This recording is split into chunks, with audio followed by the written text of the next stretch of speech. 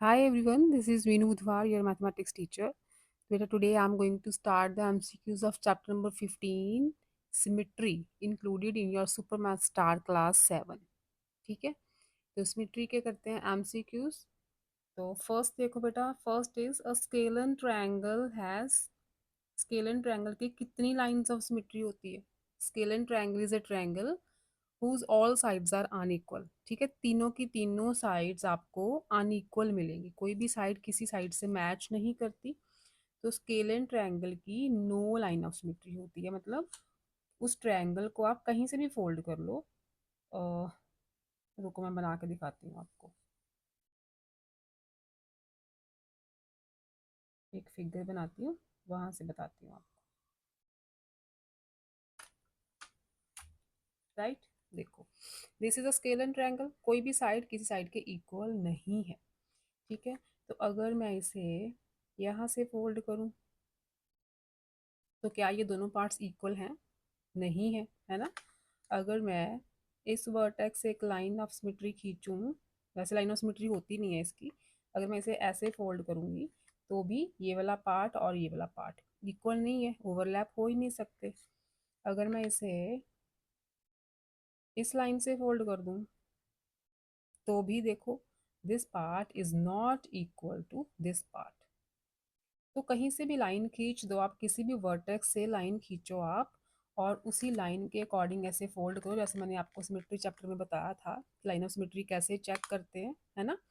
तो इस scalene triangle की कोई भी लाइन ऑफ सिमेट्री नहीं बनती जिस लाइन से हम इसे फोल्ड करें और दोनों पार्ट्स एकदम इक्वल आए. अगर मैं ऐसे फोल्ड करूँ इस लाइन पे तो भी ये दोनों पार्ट्स इक्वल नहीं है, है ना. अगर मैं इस लाइन से ऐसे इसे फोल्ड करती हूँ लाइक दिस, तो भी देखो this part is not equal to this part.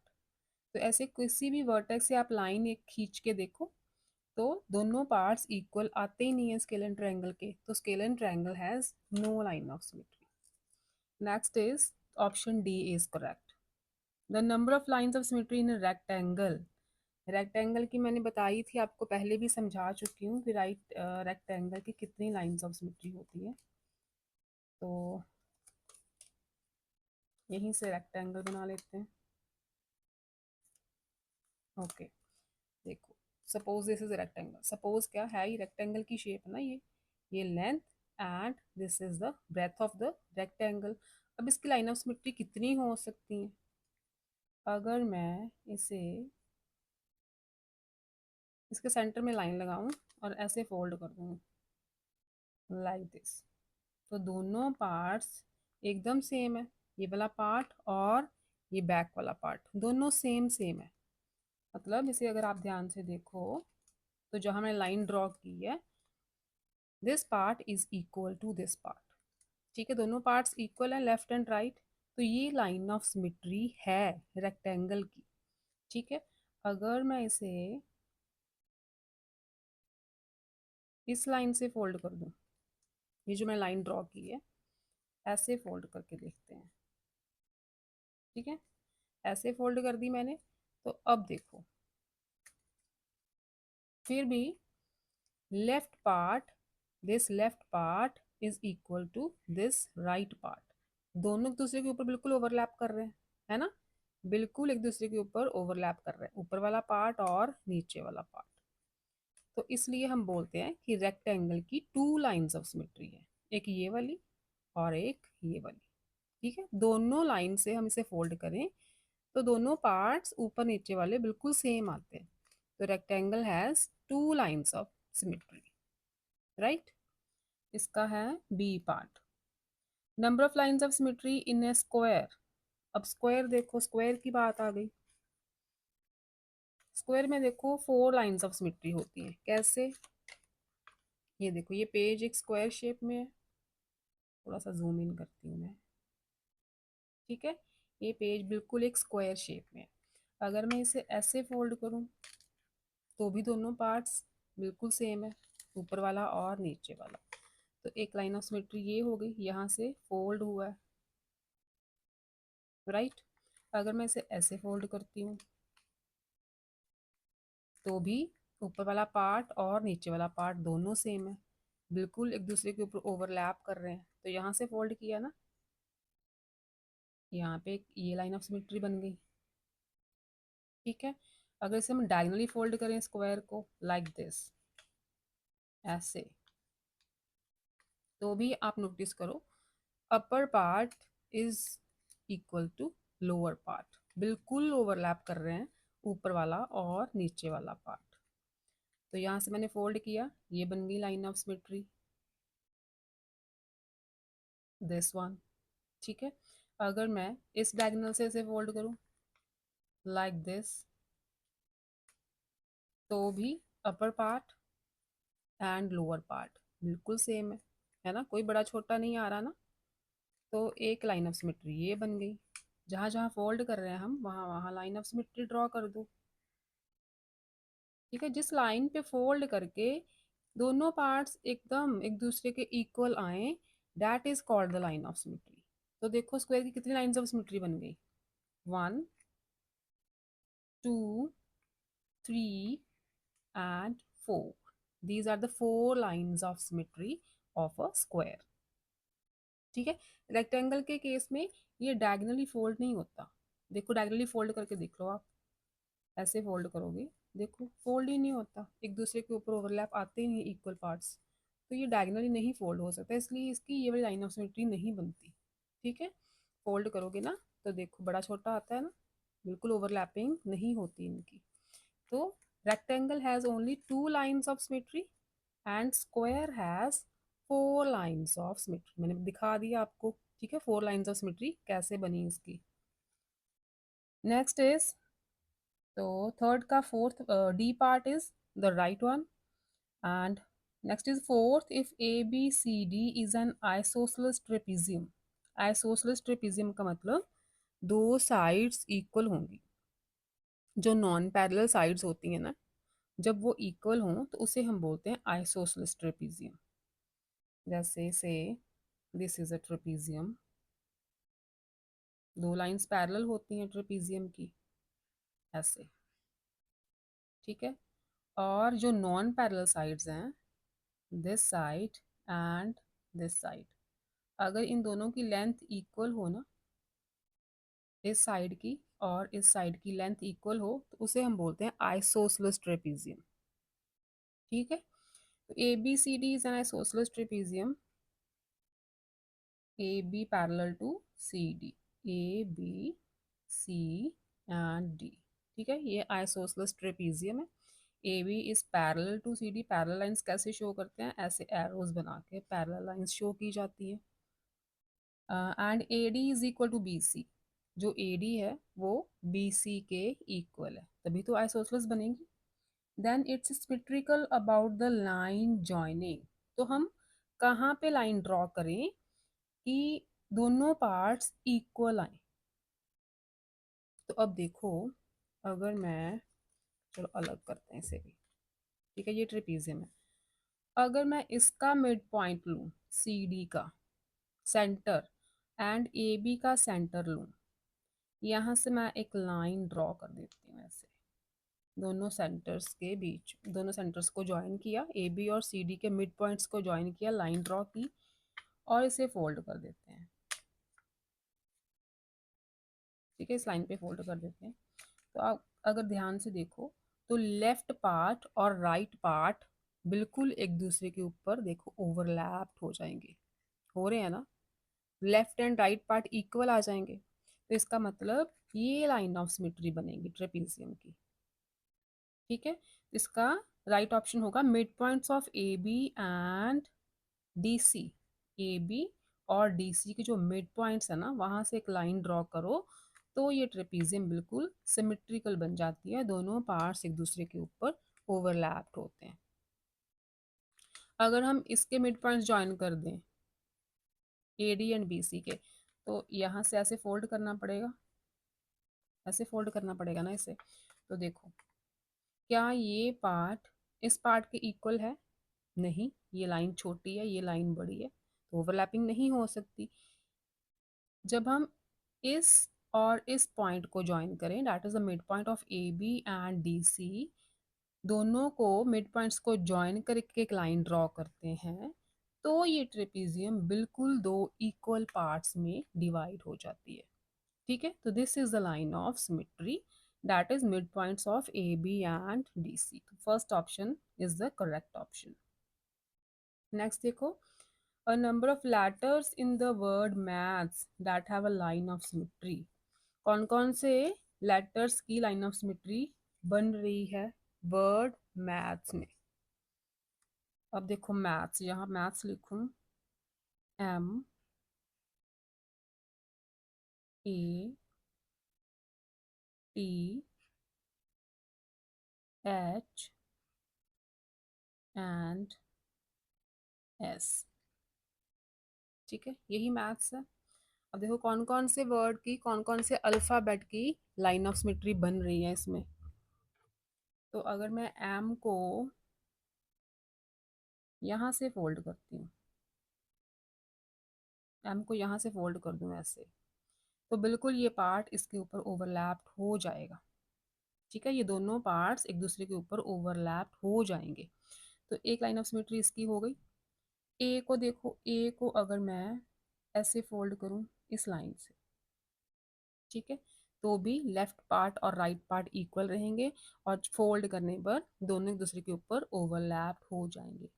अब टी देखो, टी को भी अगर हम यहाँ से फोल्ड करें सेंटर से, तो ये लाइन जब फोल्ड करेंगे तो ये लाइन इसके ऊपर जाएगी और ये हाफ लाइन इसके ऊपर जाएगी, तो भी जो टी लेटर है ये भी ओवरलैप्ड हो जाएगा, इसकी भी ये लाइन ऑफ सिमेट्री बन जाएगी। सिमिलरली एच देखो, एच,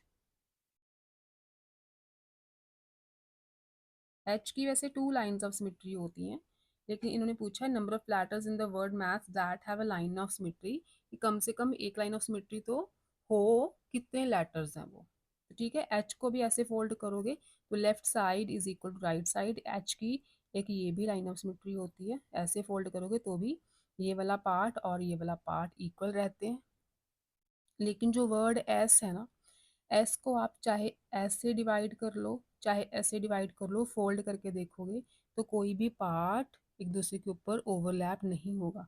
ये जो सर्कुलर पार्ट है ना, ये इसका देखो, इसका फेस इधर जा रहा है, इसका फेस इधर जा रहा है, जब आप फोल्ड करोगे तो ओवरलैपिंग हो ही नहीं पाएगी। आप एक वर्ड मतलब डबल लेटर एस बना के देखना पेपर पे, और उसे ऐसे फोल्ड करके भी देख लेना, कि इसका ऐसे भी फोल्ड करके देखना, वो ओवरलैपिंग होएगा ही नहीं किसी भी डायरेक्शन से। ये जो लेटर एस है वो ओवरलैप नहीं होगा। तो ये फोर लेटर्स है ना, एम ए टी एच, इनकी लाइन ऑफ सिमेट्री है, एस की लाइन ऑफ सिमेट्री नहीं है। ठीक है, तो नंबर ऑफ लेटर्स कितने हुए फिर? फोर वर्ड मैथ्स में। नेक्स्ट देखो,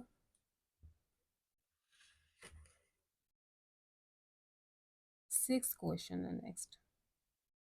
विच of these does not have a line of symmetry? किसकी लाइन ऑफ सिमेट्री नहीं है? अब देखो इसे, बी को हम यहाँ से डिवाइड करें, ये लाइन ऑफ सिमेट्री बना दें, तो upper part is equal to lower part, overlapping हो रही है। इसकी भी, ये तो बीच में स्क्वायर जैसा है, तो इसकी लाइन ऑफ सिमेट्री तो बनेगी। ऐसे डिवाइड कर दो तो भी बन जाएगी, ऐसे डिवाइड कर दो तो भी बन जाएगी, डायगनली भी बनेगी, ऐसे और ऐसे, फोर लाइन ऑफ सिमेट्री बनेगी इसकी। ये काइट टाइप है, और इसको हम ऐसे लाइन ड्रॉ करें इसके सेंटर में बिल्कुल सॉरी बेटा, तो यहाँ से अगर हम सेंटर से इसे डिवाइड कर दें और फोल्ड करें ना, तो बिल्कुल लेफ्ट पार्ट और राइट पार्ट इक्वल रहेंगे इसके। लेकिन ये जो 36 बना है ना, 36, अगर हम इसको ऐसे डिवाइड करें 36 को, तो this part is equal to this part, 3 का तो हो जाएगा ओवरलैपिंग, 6 की नहीं होगी, क्योंकि 6 के नीचे देखो सर्कुलर पार्ट है, लेकिन ऊपर तो थोड़ा सा बस कर्व्ड है। तो ये जो सर्कुलर पार्ट है, ऐसा पार्ट तो ऊपर है ही नहीं बिल्कुल जो इसके ऊपर ओवरलैप्ड हो जाए, तो 3 तो हो जाएगा, 6 नहीं हो पाएगा। तो 36 नंबर ऐसा है जिसकी कोई भी लाइन ऑफ सिमेट्री नहीं है। अगर नंबर 3 की पूछा होता तो उसकी बन जाती, लेकिन नंबर पूरा 36 है, तो इसमें से 6 की लाइन ऑफ सिमेट्री नहीं है, तो इसलिए हम बोलेंगे 36 की भी नहीं है फिर, है ना। तो 36 को हम किसी भी तरह से डिवाइड करें तो दोनों जो दोनों नंबर्स हैं वो ओवरलैप नहीं हो पाएंगे, तो 36 has not a line of symmetry, कोई भी line of symmetry does not have a line of symmetry, इसकी नहीं बन रही, तो option D is the correct one. Next देखो ऑर्डर ऑफ रोटेशनल सिमेट्री, तो ये है देखो 1 2 3 4 5 6 7 8, 8 कॉर्नर्स हैं। तो मैंने बताया था कि जिस फिगर के जितने कॉर्नर्स होते हैं ना, अगर वो सारी साइड्स इक्वल हों, तो जितने उसके कॉर्नर्स होंगे ना, जितनी साइड्स होंगी, उतनी ही लाइंस ऑफ सिमेट्री या रोटेशनल सिमेट्री का ऑर्डर उतना ही बनेगा। तो इसके 8 कॉर्नर्स हैं और दिखाई दे रहा है बिल्कुल सारे कॉर्नर्स जो हैं एक जैसे हैं, है ना। 1 2 3 4 5 6 7 8 बिल्कुल सेम कॉर्नर्स हैं, तो ऑर्डर ऑफ रोटेशनल सिमेट्रीज में 8 रहेगा। 1 2 3 4 5 6 7 एंड 8। ठीक है, इसे घुमाओ, थोड़ा सा घुमाओगे तो ये वाला ट्रायंगल ऊपर आ जाएगा, तो भी ये फिगर सेम रहेगी। फिर घुमाओगे, रोटेट करोगे, ये वाला ट्रायंगल ऊपर आ जाएगा, तो भी ये फिगर सेम रहेगी। तो ऐसे ऑर्डर बनेगा इसका 8। 8 टाइम्स रोटेट करोगे ना इसे, हर एक कॉर्नर को ऊपर लेते जाओ, तो इस फिगर में कोई चेंज नहीं आने वाला, इसलिए इसका ऑर्डर बनेगा 8। नेक्स्ट देखो 8th one, which of these shapes has only one line of symmetry, in shape में से किसकी सिर्फ एक लाइन ऑफ सिमेट्री बन रही है। अब देखो ये प्लस का साइन देखो, इससे मैं यहाँ से डिवाइड करूँ तो भी left side is equal to right side है, ये यहाँ से डिवाइड करती हूँ तो भी ऊपर वाला पार्ट और नीचे वाला पार्ट सेम रहेगा, तो इसकी 2 तो हो गई। वैसे इसकी ये डायगनली भी बनेगी, डायगनली यहाँ से फोल्ड करेंगे ना इसे, तो भी ये पार्ट और ये पार्ट इक्वल रहेंगे। डायगनली इसे ऐसे फोल्ड किया जाए तो भी दोनों पार्ट्स इक्वल रहेंगे। This figure has 4 lines of symmetry, लेकिन हमें बताना है ओनली 1 लाइन ऑफ सिमेट्री वाली फिगर कौन सी है। तो इस फिगर को देखो, अगर मैं इसे यहाँ से ऐसे लाइन लगा दूँ और फोल्ड कर दूँ, तो बिल्कुल लेफ्ट साइड और राइट साइड सेम रहेंगी। इसको मैं ऐसे फोल्ड करूँ, यहाँ से लाइन लगा के फोल्ड करूँ, तो भी this part is equal to this part, तो इसकी भी 3 लाइन्स ऑफ सिमेट्री बन जाएंगी, क्योंकि इसके 3 देखो 3 पार्ट्स हैं बिल्कुल इक्वल हैं, है ना। इसके ये 4 पार्ट्स हैं बिल्कुल इक्वल हैं, ये वाले 1 2 सेम सेम है ना। तो इसके 4 पार्ट्स हैं, इसकी 4 लाइन्स ऑफ सिमेट्री बनेगी। इसके तीनों पार्ट्स बिल्कुल इक्वल हैं, तो इसकी 3 लाइन्स ऑफ सिमेट्री बनेगी। इसके भी ये वाले जो 4 पार्ट्स हैं बिल्कुल सेम शेप के आ रहे हैं, तो इसकी भी 4 लाइन्स ऑफ सिमेट्री बन जाएगी। फिर ऑप्शन क्या बची, दिस वन, ये आइसोसेलेस ट्रायंगल है, दो साइड्स इक्वल हैं, ये देखो साइन लगे हुए हैं ना, ये दो साइड्स इक्वल हैं, थर्ड साइड इनके इक्वल नहीं दी गई, तो सिर्फ 2 साइड्स इक्वल हैं। इसको हम यहाँ से ऐसे लाइन ड्रॉ करके फोल्ड करेंगे, तो ही ये फोल्ड जो दोनों पार्ट्स हैं, left part and right part, isosceles triangle में फोल्ड हो पाएंगे, left side is equal to right side आ पाएगी सिर्फ इस लाइन के अकॉर्डिंग। ठीक है, ये वाली लाइन लगाओगे तो दोनों पार्ट्स अनइक्वल रहेंगे, ये लाइन लगाओगे तो भी दोनों पार्ट्स अनइक्वल रहेंगे।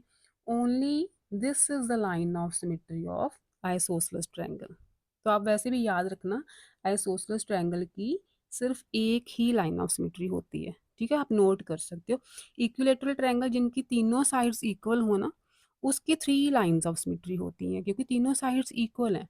लेकिन आइसोसेलेस में ओनली 2 साइड्स आर इक्वल, तो इसको हम बस यहाँ से कट करें तो ही दोनों पार्ट्स इक्वल आएंगे, और किसी भी तरह से दोनों पार्ट्स इक्वल नहीं आते इसके।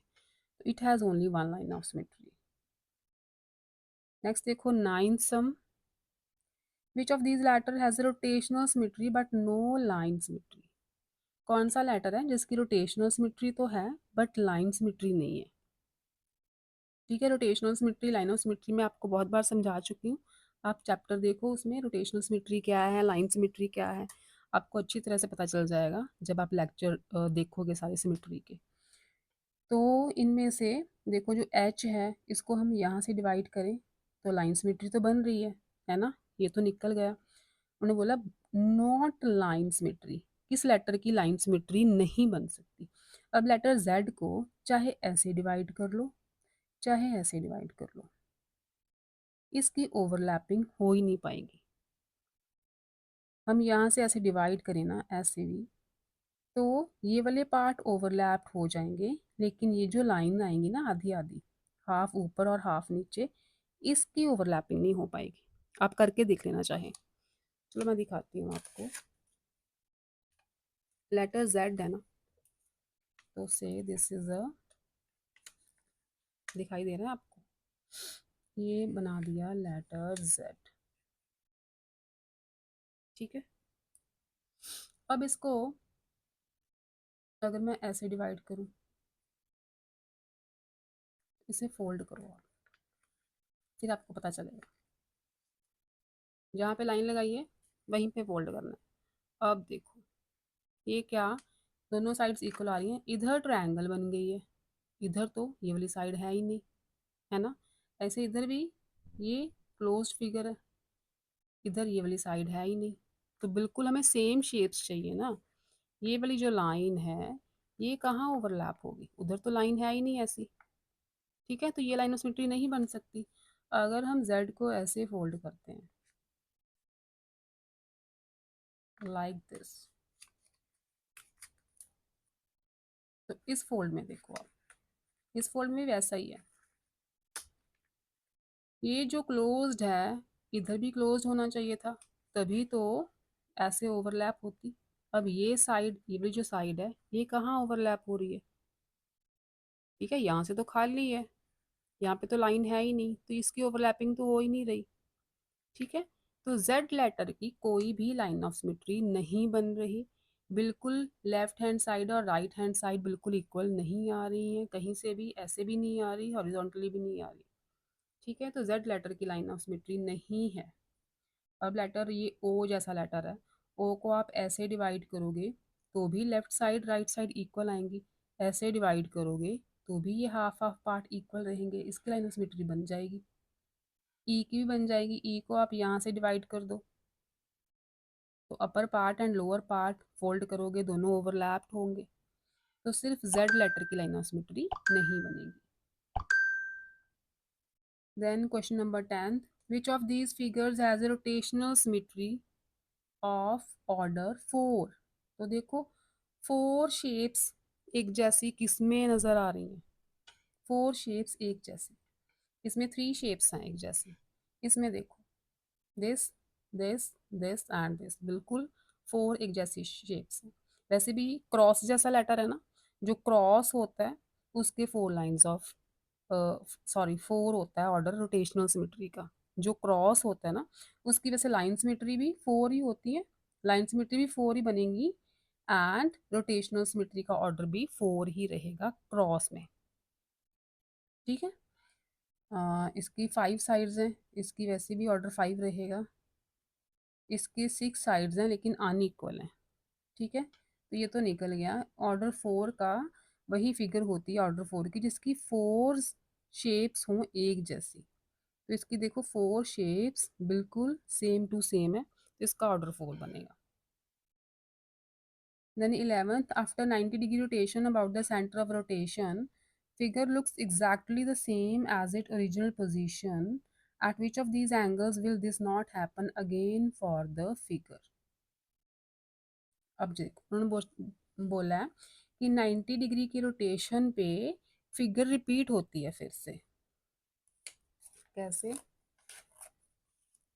Suppose this is a square, ठीक है, स्क्वायर है, इसे हम 90 डिग्री पे रोटेट करेंगे ऐसे, तो फिर से ये रिपीट हो रहा है ना, ऐसे करेंगे तो भी ये रिपीट हो रहा है। इस क्वेश्चन में पूछा है कि कौन से एंगल पे उसकी शेप रिपीट नहीं होगी, तो आप ये याद रखना कि कौन से एंगल्स हैं जो 90 से डिवाइड हो रहे हैं। ठीक है, उन एंगल्स में ये शेप रिपीट होगी। 189 से डिवाइड होगा, 9 टू ज़ा 18, 9 थ्री ज़ा 27 एंड 9 फोर ज़ा 36। इन सब में ये जो फिगर है ना, ये उसकी जो पोजीशन है, उसकी जो शेप है रिपीट होगी। ठीक है, ओरिजिनल शेप इसकी रिपीट होगी इन एंगल्स पे जो 90 के टेबल में आते हैं, जो 90 से जो डिविजिबल हैं। एक 120 है जो 90 से डिविजिबल नहीं है, तो दिस इज द एंगल जिस पे इसकी रोटेशन, अगर 120 पे रोटेशन करोगे तो फिगर की एग्जैक्टली सेम पोजीशन नहीं आएगी। ठीक है, 90 का रोटेशन एंगल दिया है ना, तो 90 के टेबल से जो भी डिवाइड हो रहे हैं एंगल, वहाँ पे वो जो फिगर है वो रिपीट होगी। जो एंगल 90 से डिविजिबल नहीं है, दैट इज़ 120, उस एंगल पे इसकी जो पोजीशन है वो रिपीट नहीं होगी। ठीक है, ये याद रखना। नेक्स्ट 12th है, the order of rotational symmetry of the given hexagon is. Rotational symmetry का मतलब भी आपको समझाया था मैंने कि कितनी बार रोटेट करने पे जो फिगर है वो रिपीट होती है, that is called the order of rotational symmetry. मैं आपको बना के दिखाऊंगी, जब बना के दिखाते हैं ना तो फिर इजीली समझ आता है। हेक्सागन दी है लाइक दिस, ये दो साइड्स स्मॉल साइड्स हैं, ये थोड़ी सी लेंदी है यहाँ से, और ये दो साइड्स इक्वल हैं इनके, तो ये हेक्सागन है। अब यहाँ पे मैंने एक ऐसे निशान लगा दिया। ठीक है, रोटेशनल सिमेट्री का मतलब मैंने समझाया था आपको कि इस फिगर को आप रोटेट करो। सेम ऐसी फिगर कितनी बार रिपीट होती है, जब तक मैं घुमाती हूँ कि ये वाला डॉट फिर से ऊपर ना आ जाए। ठीक है, देखो मैंने एक बार घुमाया, देखो पहले ये वाली जो लंबी वाली लाइंस हैं, लेंदी लाइंस हैं, इनकी शेप ऐसे है ना, बिल्कुल हॉरिजॉन्टल। अगर मैं इसे रोटेट करूँ तो क्या ये फिगर सेम है? नहीं, ये लाइंस तो नीचे चली गई, हमें तो ऐसे चाहिए थी, है ना। अगर मैं इसे ऐसे घुमाऊँ तो क्या ये फिगर सेम है? एग्जैक्टली सेम है। ये लाइंस बिल्कुल हॉरिजॉन्टली आ गई ना, लेकिन अपना डॉट अभी नीचे है, तो इसे अभी घुमाना है जब तक ये डॉट ऊपर नहीं आ जाता। तो एक बार देखो, एक बार एक पोजीशन ऐसी आई है जहाँ पे ये figure exactly same original position जैसी आ गई है। ठीक है, वन टाइम हो गया, उसके बाद फिर से मैंने रोटेट किया, यहाँ भी पोजीशन चेंज्ड है, सेम नहीं है। अब मैंने फोर्थ टाइम रोटेट किया, ये डॉट भी ऊपर आ गया। तब तक रोटेट करना है जब तक ये वाला डॉट ऊपर नहीं आ जाता। तो अब भी ये फिर से सेम फिगर रिपीट हो गई ना, ओरिजिनल पोजीशन आ गई ना। तो टू टाइम्स जब मैंने रोटेशन ली पूरी 360 डिग्री पे, पूरा ऐसे घुमाया जब तक ये डॉट ऊपर नहीं आ जाता, तो मैंने 4 बार घुमाया इसे, 4 बार रोटेट किया, लेकिन 2 बार ऐसी पोजीशन आई है जिसपे ओरिजिनल पोजीशन रिपीट हुई है। तो इसका मतलब इसका ऑर्डर क्या हुआ? टू। इसका ऑर्डर हो गया टू। टू टाइम्स ऐसे थे जिस पे ये फिगर पहले जैसी रिपीट हुई है, तो ऑर्डर इज टू। नेक्स्ट 13 है, order of rotational symmetry of a figure. अब देखो ये, इसके अगर 4 पार्ट्स हैं, this part, this part, this part and this part, they are exactly equal. तो जब जितने पार्ट्स एग्जैक्टली आपको इक्वल दिखाई दें, आप उतना बस ऑर्डर लिख दो उसका। ठीक है, इसके 4 पार्ट्स एग्जैक्टली इक्वल है, सेम है, इसका ऑर्डर 4 रहेगा। Then the figure that has rotational symmetry but no line symmetry. कौन सी फिगर है जिसकी रोटेशनल सिमेट्री तो है, रोटेट करने पे वो फिगर रिपीट होती है, लेकिन लाइन सिमेट्री नहीं है। उसे अगर कहीं से भी लाइन ड्रॉ करो तो 2 पार्ट्स उसके इक्वल मिल ही नहीं रहे, नहीं मिलते। कौन सी फिगर है? इसको यहाँ से डिवाइड करोगे, left side right side equal आएंगी। वी को यहाँ से डिवाइड करोगे, left side right side equal आएंगी, ओवरलैप होगा। इसको भी, इसके वैसे भी 1 2 3 4 4 एग्जैक्टली सेम पार्ट्स हैं, तो इसके 4 ही लाइन्स ऑफ सिमेट्री बनेंगी, 4 ही रोटेशनल सिमेट्री का ऑर्डर रहेगा। अब ये जो फिगर है पैरेललोग्राम, अब पैरेललोग्राम मैं बना के दिखाती हूँ आपको। से दिस इज अ पैरेललोग्राम, यहाँ मैंने डॉट लगा दिया। इसकी शेप नोट करो। अब मैं इसे रोटेट करने वाली हूँ। क्या ये शेप सेम है? नहीं सेम। क्या ये शेप सेम है? Yes, this is the same shape. ऐसे पैरेललोग्राम था, ठीक है, इसे मैंने ऐसे घुमाया, इसकी शेप चेंज हो गई है, ऐसे घुमाया तो ये सेम शेप में आ गया, ओरिजिनल शेप में, है ना। एक बार आ गया, यहाँ भी नहीं आ रहा, यहाँ फिर से आ रहा है, तो इसकी रोटेशनल सिमेट्री हो गई 2। अब लाइन ऑफ सिमेट्री उन्होंने पूछा है, रोटेशनल सिमेट्री तो है बट लाइन सिमेट्री नहीं है। तो अगर मैं इसको यहाँ से डिवाइड करूँ, देखने में तो एक जैसे लग रही हैं, लेकिन इसे बेटा आप फोल्ड करके देखोगे ना तो आपको पता चलेगा क्या ये दोनों पार्ट्स ओवरलैप हो रहे हैं। सी, फोल्ड करने पर देखो हो रहे हैं क्या। ये वाला जो कॉर्नर है, इसके लिए तो नीचे कोई कॉर्नर है ही नहीं, कहाँ पे ओवरलैप होगा ये। ठीक है, ये देखो, ये इधर जा रहा है, ये ऊपर जा रहा है, तो ओवरलैपिंग तो हो ही नहीं रही इसकी। पैरेललोग्राम की लाइन ऑफ सिमेट्री नहीं होती। अगर आप यहाँ से डिवाइड करोगे ना इसे, पैरेललोग्राम, आप एक पेपर का पैरेललोग्राम बना के देखना, ठीक है, वहाँ से आपको समझ आ जाएगी कि पैरेललोग्राम के दोनों पार्ट्स बिल्कुल इक्वल आ ही नहीं रहे, ओवरलैपिंग होती नहीं है। ये लाइन ऑफ सिमेट्री मैंने ड्रॉ की, इसको फोल्ड करके देख लो, यहाँ से लाइक दिस, देखो ये कॉर्नर अलग जा रहा है, नीचे कोई कॉर्नर है ही नहीं जिसपे ओवरलैप हो जाए ये, है ना। उधर भी देखो, ये वाला कॉर्नर भी अलग ही जा रहा है, उधर कुछ कॉर्नर ऐसा है ही नहीं जिसपे ये ओवरलैप हो जाए। ठीक है, दोनों कॉर्नर्स बिल्कुल डिफरेंट है। तो parallelogram has no line of symmetry, ये लाइन आप नोट कर लो। ठीक है, पैरेललोग्राम की कोई लाइन ऑफ सिमेट्री नहीं होती। A is the correct option. Next last question है 15th। The smallest fraction of a full turn you need to rotate the given image for it to look the same. Smallest fraction, देखो ये अंदर क्या है, square है। Square की कितनी lines of symmetry होती हैं, 4। ठीक है, बताया था ना मैंने, स्क्वायर की 4 लाइंस ऑफ सिमेट्री होती हैं। दो, कौन कौन सी, यहाँ बनाई थी, ये देखो, ये हॉरिजॉन्टली, ये vertically and these two diagonally. 4 lines of symmetry होती हैं स्क्वायर की, है ना। तो अगर लाइंस ऑफ सिमेट्री 4 हैं तो कम से कम कितना फ्रैक्शन रहेगा फुल टर्न जब ये फिगर रिपीट होगी। पूरा पूरा नंबर होता है 1, रोटेशनल सिमेट्री है इसकी 4, तो स्मॉलेस्ट फ्रैक्शन कैसे निकालेंगे, 1/4।